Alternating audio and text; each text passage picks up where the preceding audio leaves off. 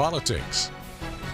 Welcome, everyone. I'm Fred Childers. Thanks for joining us for This Week in Louisiana Politics on your local election headquarters. We'll step outside of Louisiana for the time being. Popular conservative activist Charlie Kirk was shot and killed at an event he was hosting at Utah Valley University. Washington leaders are continuing to react, calling for an end to the political violence in our country. Washington correspondent Trevor Shirley has the latest from D.C.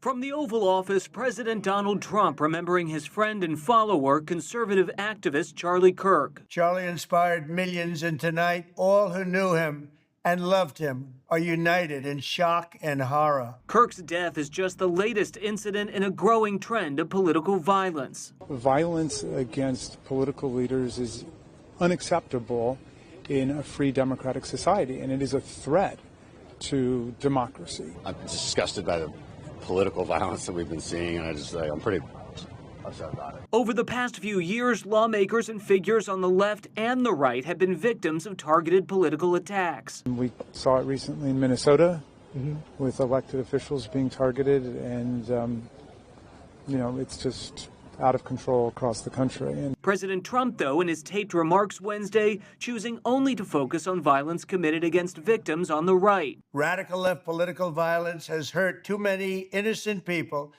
and taken too many lives. In the past year, a Democratic lawmaker and her husband in Minnesota were murdered, and the home of Democratic Governor Josh Shapiro of Pennsylvania was firebombed.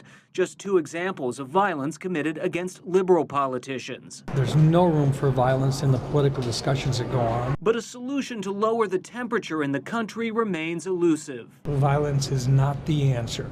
We are Americans first, and regardless of your political ideology, regardless of it, you're an American first, and your friends and your neighbors are Americans as well. You can disagree with one another, but you all have the same goal, which is a better America. And law enforcement have identified the man wanted in the murder of Charlie Kirk as 22-year-old Tyler Robinson. Kirk was slated to speak at LSU and the River Center next month. A video of the shooting has been circulating on social media. Attorney General Liz Murrill released a statement about this, saying, quote, "I'm praying for Charlie Kirk. The videos circulating are both shocking and disturbing, which seem entirely inadequate to describe this horrible event. Political violence has no place in our society." President Trump has ordered all flags be flown at half-staff at the White House and all public buildings Sunday. That proclamation was ordered after Wednesday's deadly shooting. And Governor Jeff Landry also issued an order. You see it there. He also posted it on X Wednesday, stating, "In honor of Charlie Kirk, a great American and an even better man, the flags of the United States and the state of Louisiana will fly at half-staff tomorrow and Friday."